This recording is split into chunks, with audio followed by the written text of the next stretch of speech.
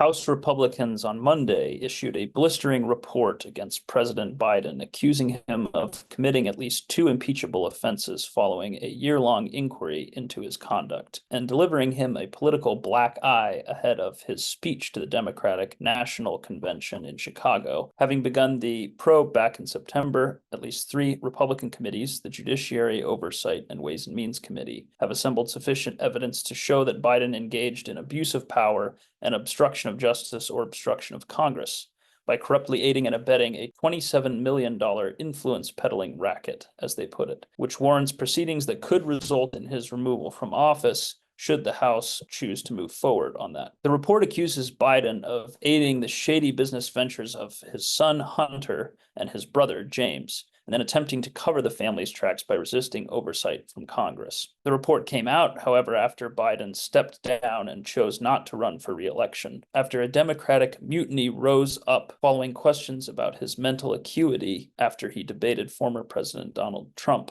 on June 27th. According to the House report, Biden's participation in his family's influence peddling represents one of the most egregious abuses of power uncovered in the history of the United States. As much as 18 million allegedly flowed from foreign entities to shell companies and other accounts linked to Biden family members as a result of corrupt dealings to sell the, quote, Biden brand to various associates, including those in Kazakhstan, Ukraine, Russia, and China. Another 9 million was given over to domestic associates who formed the business interests of Hunter and James Biden. The president met, spoke on the phone, and at times dined with many of the foreign patrons, according to evidence assembled by the House committees. He's not expected to be impeached by the House since Republicans hold a narrow majority, and there's been political reluctance from some moderate Republicans about moving forward with such a political move amid the 2024 election. Over the course of the probe, the White House repeatedly obstructed congressional investigators from accessing important witnesses as well as records,